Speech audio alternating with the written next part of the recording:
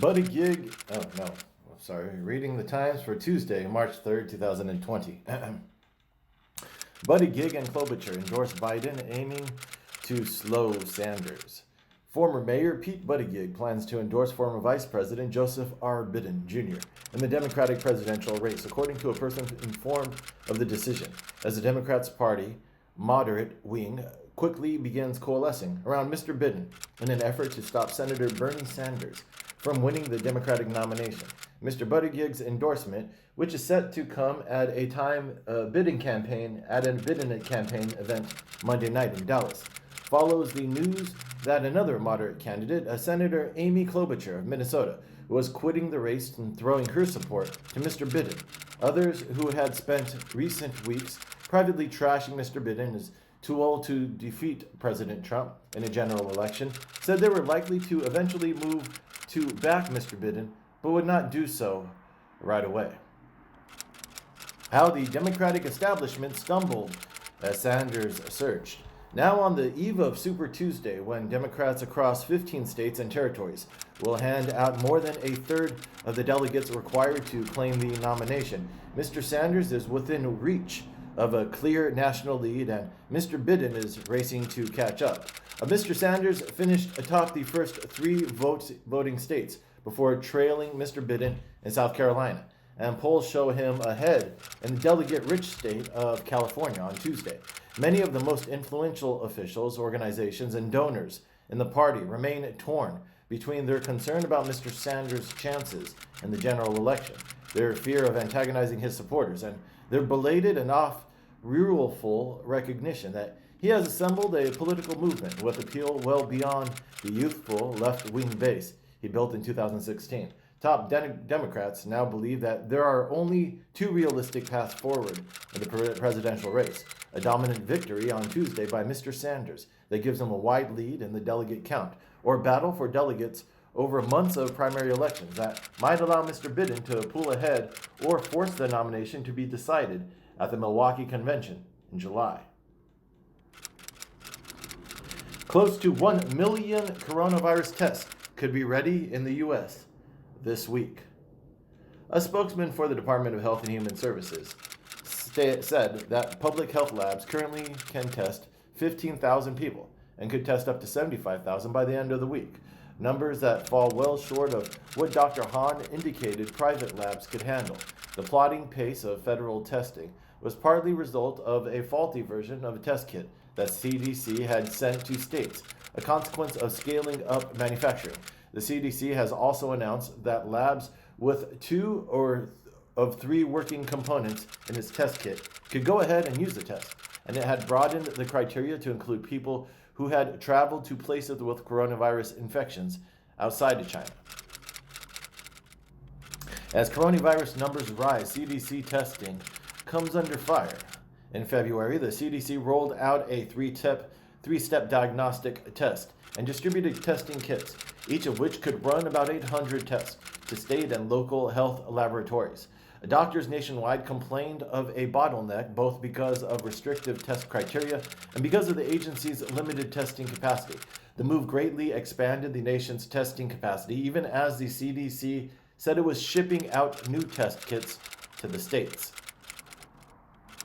When is it going to end? Where coronavirus has turned deadly in the United States. 3 more residents of a Washington State nursing care facility have died from coronavirus, officials announced on Monday, bringing to 6 the death toll in the United States and intensifying the crisis in this state, where the nursing facility at Kirkland has become a focus of illness and fear.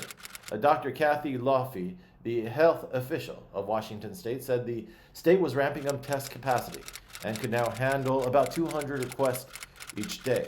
More than 90 people have been treated for coronavirus in the United States, and more than 18 of those people were in Washington State, including the first confirmed case of the virus weeks ago, a high school student and a man who died on Saturday. the first death tied to coronavirus on American soil. Supreme Court to hear Obamacare appeal. The court did not say when it would hear the case. Under its ordinary practices, arguments would be held in the fall, and a decision would land in the spring or summer of 2021. Democrats who consider health care a winning issue and worry about possible changes in the composition of the Supreme Court had urged the justices to act quickly, even though lower courts had not issued definitive rulings. In December, the United States Court of Appeals for the Fifth Circuit in New Orleans agreed that the mandate was unconstitutional, but declined to rule on the fate of the remainder of the health law, asking the lower court to reconsider the question in more detail. In urging the court to deny review, the Trump administration said the justices should wait for the definitive ruling from the lower court. Child dies at sea as Greece cracks down on migrants from Turkey. The Greek government shared videos that it said showed Turkish border guards throwing tear gas against the Greek guards in an apparent effort to help the migrants charge the border. The borders of Greece are the external borders of Europe, President Minister Kyriakos Mitsotakis of Greece said on Sunday. Ms. von der Leyen said Europe's border agency Frontex would gather equipment and personnel to help Greece defend its border.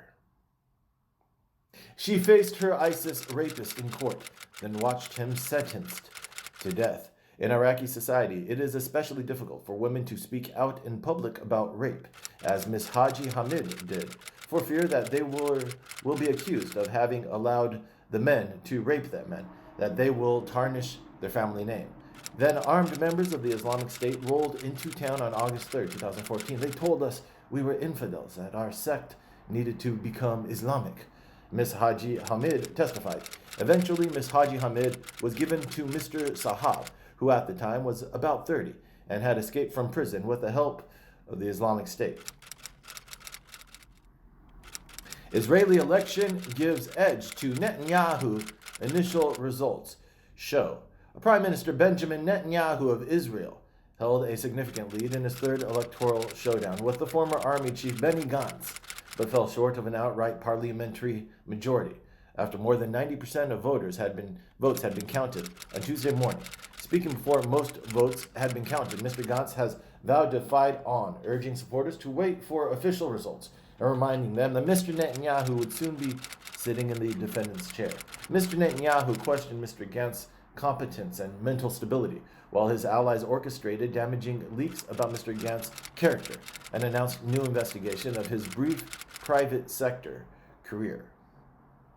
He blames evil for South Korea's coronavirus surge. Officials blame him. Lee Man-hee, the 88-year-old enigmatic founder of the Shincheonji Church, is now trying to defend his group while challenging the accusations against it. Shincheonji has been growing rapidly despite the persecutions from mainstream Christian churches, Mr. Lee said in an interview with the newspaper Gyeonggi Ilbo last June. Many church members were afraid to come out and reveal their church members, giving the overwhelming blaming coming from politicians and news media that called Shincheonji the originator of the virus outbreak, said Kim Simon, the church's spokesman. The face of the coronavirus, a Hong Kong student shunned in Italy. Soon after, Shalala arrived in Bologna, Italy, from her native Hong Kong last month. Her wallet was stolen. Miss Lowe in Italy to study at the University of Modena and Reggio Emilia near Bologna said that since her arrival, she has sensed that she is being discriminated against, even shunned because she is Chinese. A spokeswoman for the Bologna police said the controls on people from countries considered at risk for the coronavirus had begun the day that Ms. Lowe came in, and that the officers at the desk were required to make sure she had been checked.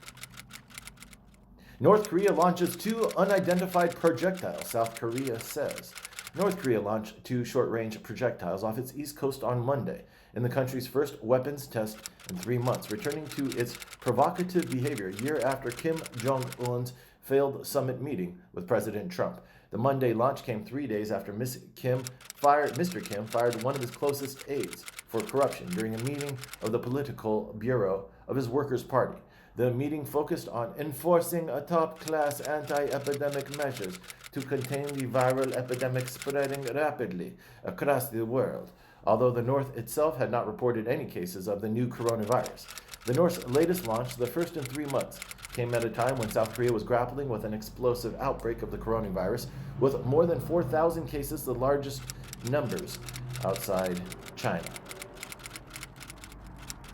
Hostages are free from Manila Mall. A disgruntled security guard who lost his job at an upscale mall went on a shooting rampage in Manila on Monday, injuring at least one person and holding up to 30 other people hostage. The police and news reports said the wounded person was seen being carried out by security guards before being wheeled away. Management at Green Hill said the injured man was a security guard at the mall. U.S. announces troop withdrawal in Afghanistan as respite from violence ends. An Afghan commander was killed Monday by a Taliban sniper in Baghdadi's province in northwestern Afghanistan, according to Hizbullah Masoor, an Afghan army commander there. Under the agreement, the Taliban agreed not to attack United States or coalition troops in the country, but the insurgent group's commitment to halting further attacks on Afghan troops was ambiguous at best. Mr. Esper said he expected the attacks on Afghan forces would taper off before the start of new negotiations between the Taliban and Afghan officials on March 10th. Those so-called intra-Afghan talks, one of the main components of the peace agreement, are intended to end with some form of power-sharing arrangement between Kabul government and the Taliban. About the much-vaunted U.S.-UK trade deal, maybe not now.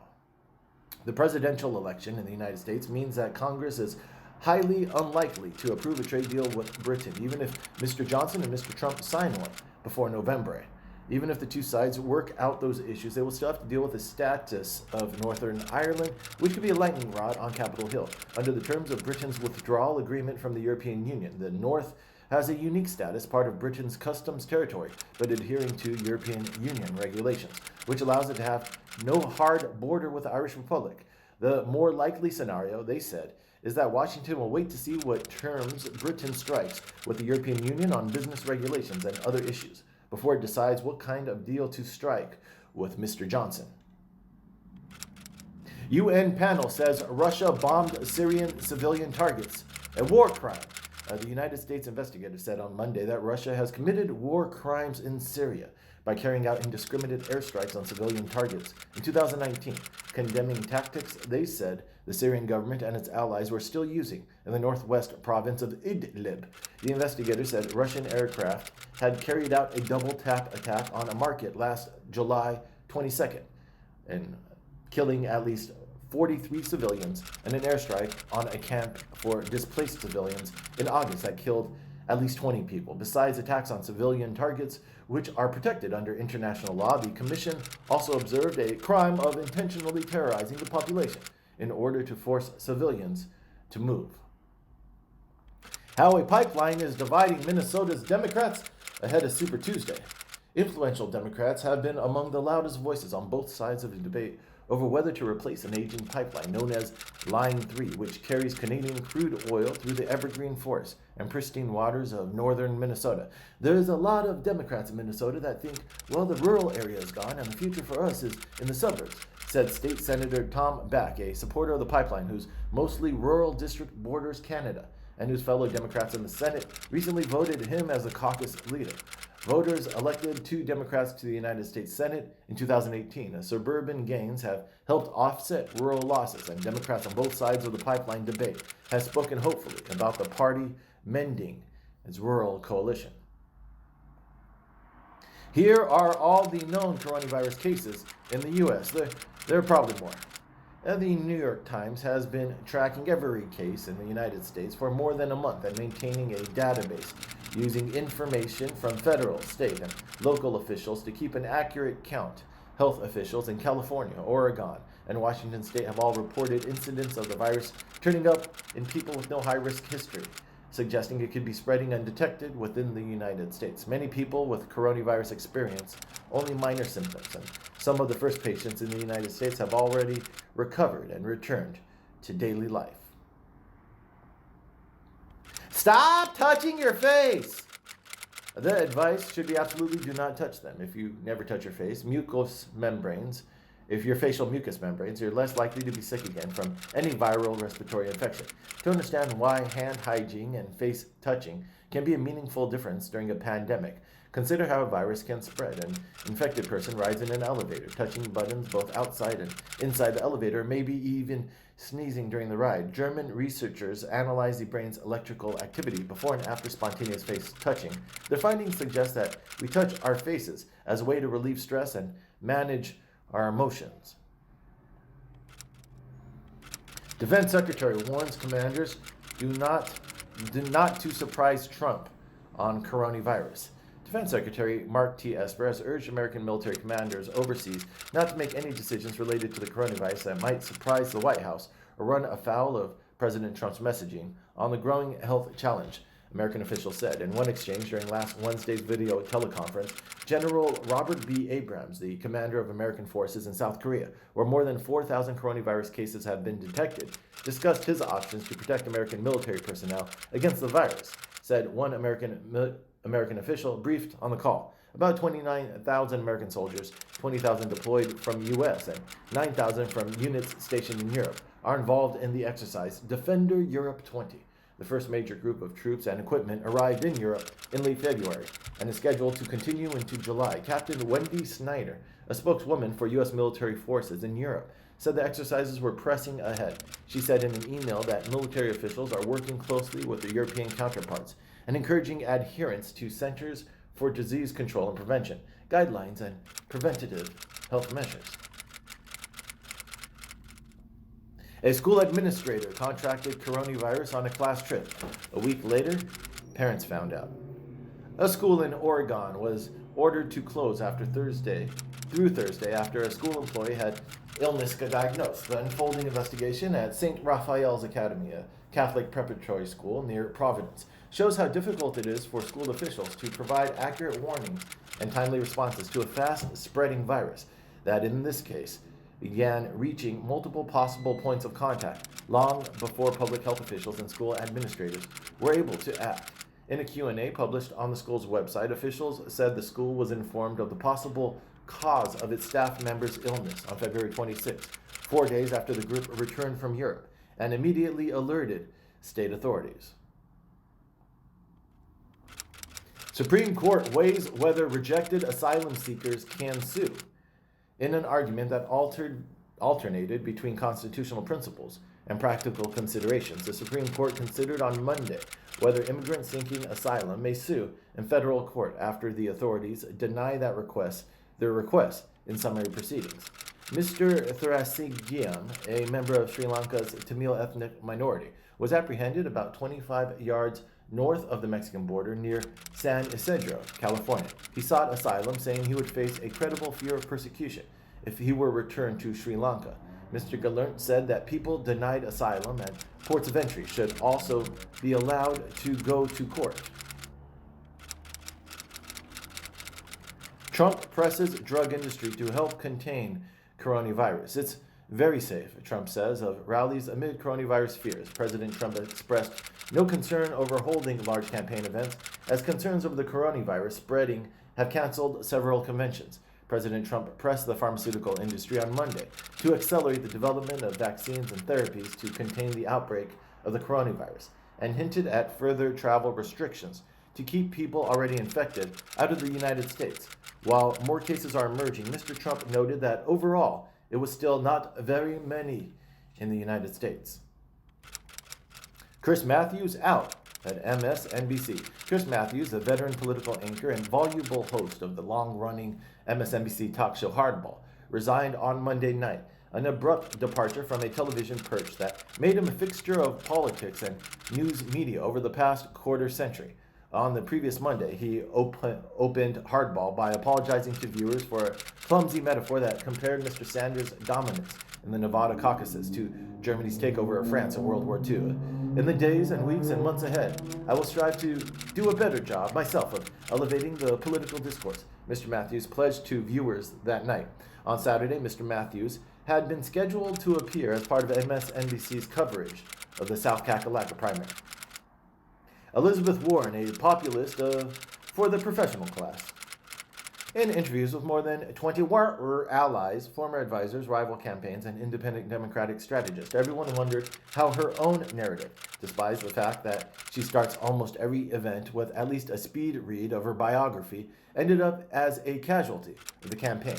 One former Warren advisor said that while Ms. Warren's biography and agenda should, in concept, appeal to blue-collar types, she had long produced a similar negative reaction among non-college white males to Hillary Clinton that was just not fair. Doug Rubin, a Massachusetts strategist who worked on Mr. Warren's 2012 Senate campaign and who advised Mr. Steyer during his run, said that he had been surprised how absent Ms. Warren's telling of her own biography had been from the 2020 race.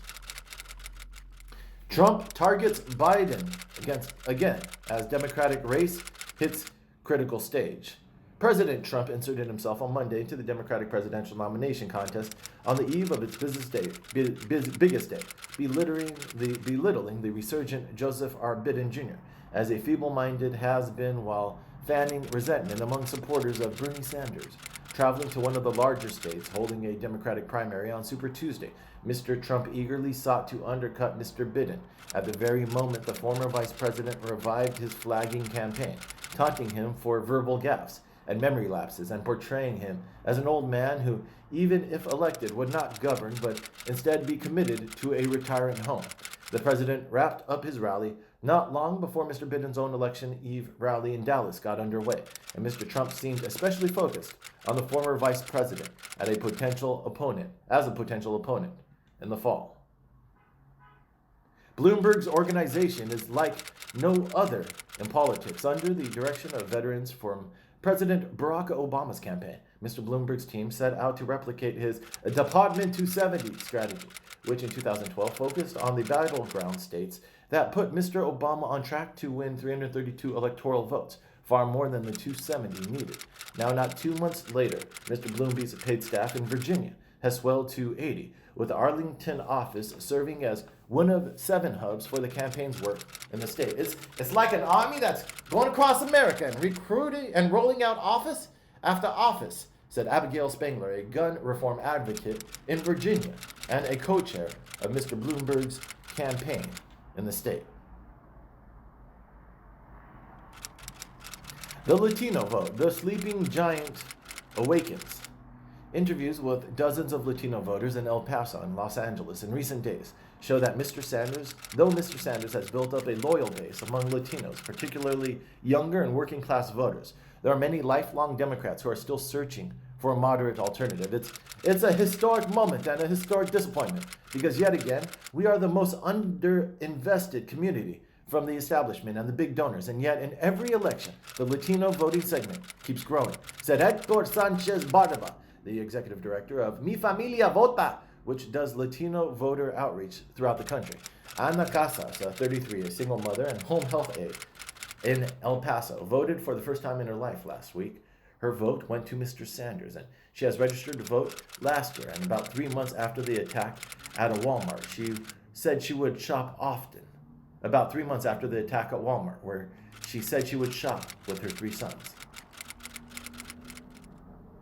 Amy Klobuchar drops out of presidential race and endorses Biden. Senator Amy Klobuchar of Minnesota, who entered the Democratic presidential race with an appeal to moderate voters and offered herself as a candidate who could win in Midwestern swing states, has decided to quit the race and endorse a rival, former Vice President Joseph R. Biden Jr., according to a person close to Ms. Klobuchar. The Klobuchar campaign was consistently rescheduling events, oftentimes releasing public advisories for an event with less than 24 hours advance notice. On the campaign trail, she would refer frequently to her snowy beginnings as she continually pitched for her Midwestern roots. As a presidential credential, arguing that her "I live here" heartland appeal could win back states like Michigan, Ohio, and Wisconsin, which President Trump carried in 2016, as a perpetual and direct contrast to the vocal liberal base of the Democratic Party.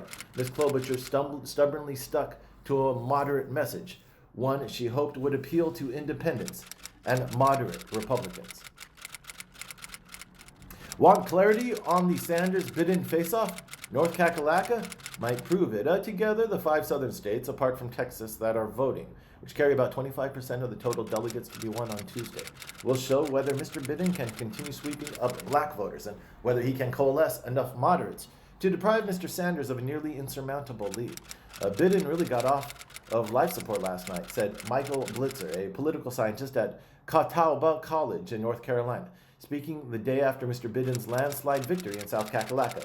A polling average of North Carolina, which does not include surveys taken after South Carolina's results, show Mr. Biden at 24.6%, just ahead of Mr. Sanders at 23.2%. North Carolina has 17 days of early voting that ended on Saturday afternoon and before Mr. Biden victory in South Carolina. Trump's High Court hears its first abortion case. The case, June Medical Services versus Russo, which will be heard by the Supreme Court on Wednesday, centers on a Louisiana law that's expected to force the closing of all but one of the state's abortion clinics. Third-party standing is the reason pregnant women don't have to personally file a lawsuit when their state passes an abortion law that tramples on their rights. An abortion clinic, which has more resources and is better prepared for a years-long legal battle, can sue on its patients' behalf. The lawyers for Louisiana will argue before the court that the case's plaintiff, a Shreveport abortion clinic represented by the Center for Reproductive Rights, does not have legal standing because abortion clinics do not have their patients' best interest at heart. Paranoid politics goes viral. Not to worry, say right-wing pundits and news organizations, it's all a hoax, a conspiracy by liberal media to make Donald Trump look bad. Administration officials and Trump himself have echoed their claims. There's little evidence even now that the Trump administration is taking the reality of COVID-19 seriously. Trump allies are also already denouncing his critics for politicizing the outbreak. Donald Trump Jr. has accused Democrats of wanting to see millions die. Bernie Sanders can't count on new voters. According to Brookman and Kalla's figures, Sanders loses a significant number of swing votes to Trump, but he makes up for them in support from young people who say they won't vote or will vote for a third party unless Sanders is a nominee. On the surface, these Bernie or bust voters may seem like arguments for Sanders, given how many voters say they would switch to Trump in a heads-to-head against Sanders compared to more moderate candidates. The surge in youth turnout Sanders would require to gain back this ground is large, around 11 percentage points, Brockman and Kalla write in a new working paper. Donna Shalala drop the politics and fight the coronavirus. The threat of a coronavirus outbreak isn't a point-in-time political exigency. It's one of which we know will be a series of episodic public health challenges. We need to prepare for these individual virus outbreaks with long-term predictable and consistent funding for exceptional public health agencies in the federal government, including the NIH, the CDC, the Food and Drug Administration, and the other public health offices. Supplementing funding should not be our go-to option every time we face a new public health emergency. Democrats, if we remain divided, will fall. A wealth tax is likely to be struck down by the Supreme Court as a direct tax, not apportioned among states, as the Constitution requires. Economists have put forward revenue-raising proposals that reduce inequality, such as raising corporate capital gains and personal income tax, broadening the tax base, converting deductions to more limited credits, strengthening the estate tax, and imposing a financial transactions tax, as recently proposed by Mike Bloomberg and supported by many leading progressives. Such a tax policy agenda might not have the bumper sticker appeal of a wealth tax, but it would be likely raise more revenue and do more to unwind concentrated wealth, and it's constitutional and doable. Reshuffling of the Democratic race before Super Tuesday. A contested convention whose results is determined by the superdelegates will likely hurt the eventual nominees' chances in the general election, not to mention down-ballot Democratic candidates. The Democratic presidential candidates with no realistic chance of gaining the nominations to step aside now for the good of the country, as Pete Buttigieg, Amy Klobuchar, and others have done. Until the age of television, convention battles were not unusual for choosing many candidates, including Abraham Lincoln's. Never Bernie hashtag. The pundit and the blowback. While Mr. Sanders isn't my first choice, or even my third choice among Democratic candidates, I won't hesitate to vote for him should he become the nominee. And if he has a lick of sense, neither should Mr. Brooks. Mr. Brooks made it clear Ms. Warren and Mr. Sanders shouldn't be the spokesman shouldn't be spoken of in the same breath. If, as Mr. Brooks states, Mr. Trump's moral rot threatens our nation, can he honestly believe that Bernie Sanders is an equal threat? Why the Weinstein jury decided to convict inside the deliberations. The verdict sheet confused some jurors, a second juror said, and the panel spent time coming to grips with an explanation of the charges. The juror spent roughly a day and a half, poring over Miss Mann's account, the second juror said. The juror said he tried to explain to other jurors that a person can be married and be raped by their spouse. An NYC Carriage horse died. Video of its collapse stirred outrage. Christina Hansen, a spokeswoman for historic horse-drawn carriages of Central Park, which represents the carriage horse industry, said in a statement that the horse was moving following large animal rescue protocols. The horse was moved following large animal rescue protocols. A spokesman for the city's health department, which oversees working horses, said the agency had responded to reports of Aisha's collapse and monitored the situation, and that the horse did not respond to treatment and was humanely euthanized. In the face of a difficult political reality, they are calling for more reforms, including a policy that would require dashboard cameras on horse carriages so that officials could better monitor horse conditions. Coronavirus outbreak will spread in New York, officials warn. New York officials warned on Monday that the coronavirus was likely to spread in New York City, a day after confirming that Manhattan woman had contracted the virus while traveling in Iran and was now isolated in her home. Appearing on CBS This Morning on Monday, Mr. Cuomo said the city's first patient was a 39-year-old healthcare worker, so she knew to take precautions and stay in a controlled situation. She added that she had not used public transportation since returning to New York. The governor said health officials did not believe the woman was contagious when she was flying from Iran to New York, nor when she took a private car home from the airport. New hubs of transmission have emerged in Italy, South Korea, and Iran. Iran, the epicenter of the outbreak in the Middle East, has confirmed at least 987 cases, state news media reported. He ran for president. Now he's politicking for his wife in Brooklyn. The sounds from the Super Bowl telecast echoed through the ballroom of Gracie Mansion as 100 or so guests, including many donors, mingled with Mayor Bill de Blasio. Rather than unburden himself, Mr. de Blasio appears to have embraced the return to his deal-making roots in Brooklyn, according to interviews with more than a dozen city officials, union representatives, and political donors who requested anonymity to avoid angering the still powerful mayor. Asked about the Super Bowl party, Freddie Goldstein, Mr. de Blasio's press secretary, directed questions to Mr. Lupo. The mayor hosted a Super Bowl party at his home and invited many people who support Fairness PAC's progressive goals, Mr. Lupo said. Global economic policymakers scramble as coronavirus threatens growth. A major multinational economic group cut its outlook for 2020 as coronavirus cases show up around the globe, suggesting that global growth could be cut in half if infections spread widely outside of China.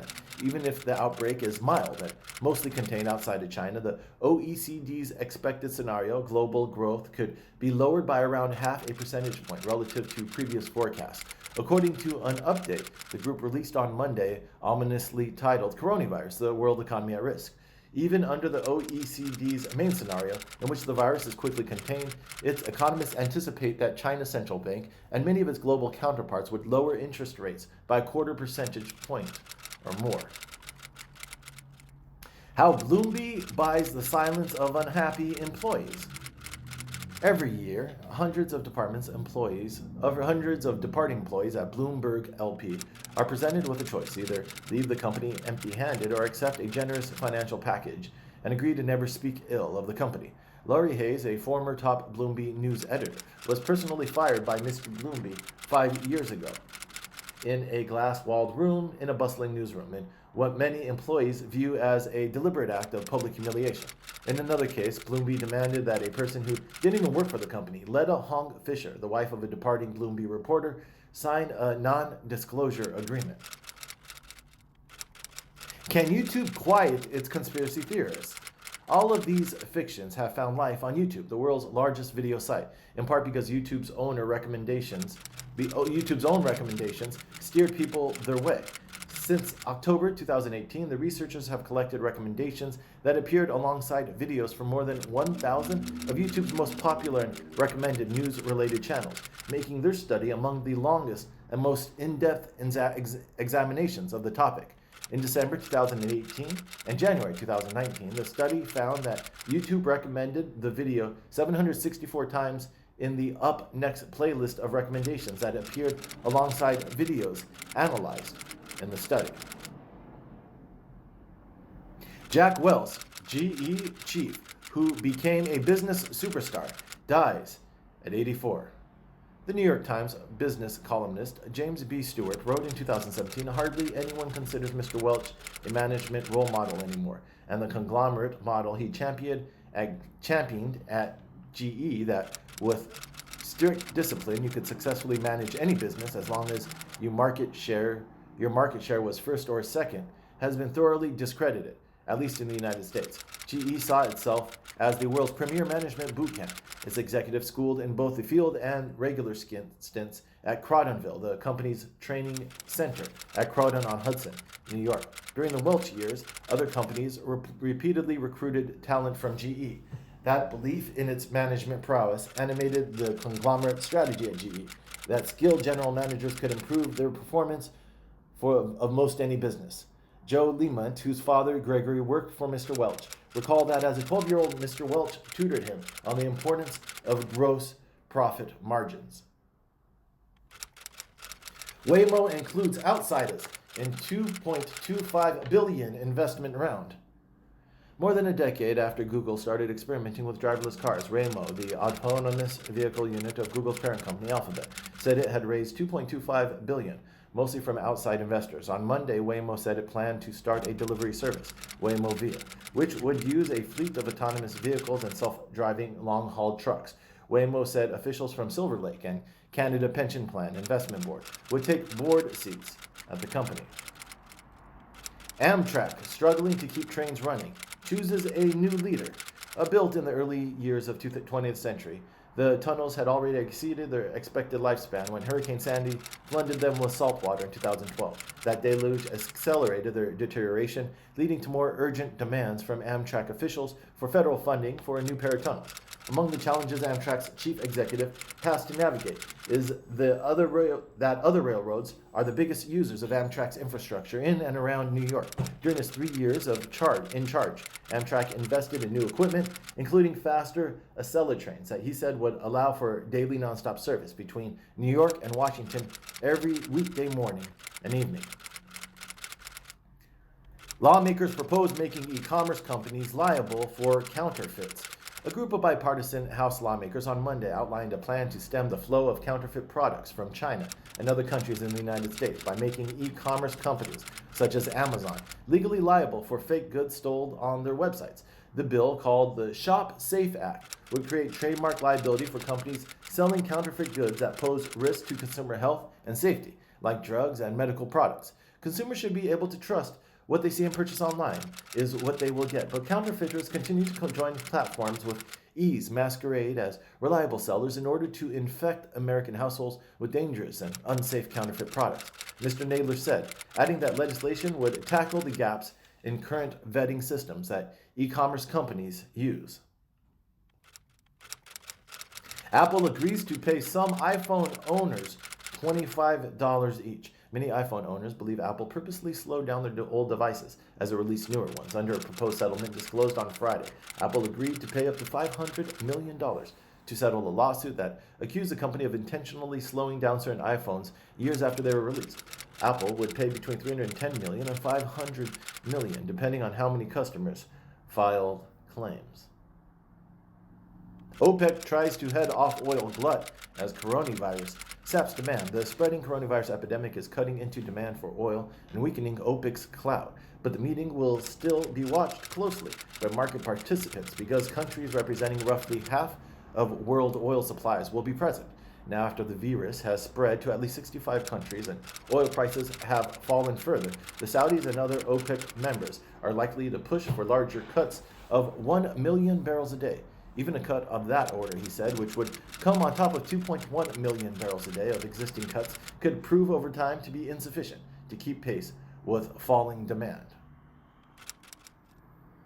Barclays urged to remove CEO from board over Epstein ties. An activist hedge fund that has repeatedly criticized Barclays called for the British bank's board on Monday to withdraw support for its chief executive, James E. Staley, over his ties to the financier Jeffrey Epstein.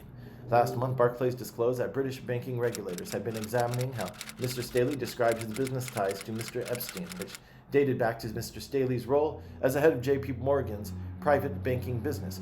Sherborne has agitated for change at Barclays in recent years, arguing that Mr. Staley's strategy for the bank is flawed, and last year unsuccessfully campaigned for a seat on the bank's board.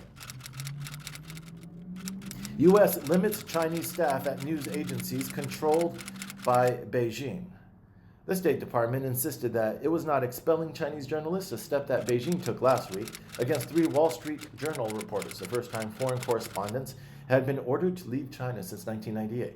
But the new limits could, in effect, force Chinese citizens to leave if their visas allowing them to work in the United States are tied to the news organization that must now choose which employees will remain on assignment in the United States.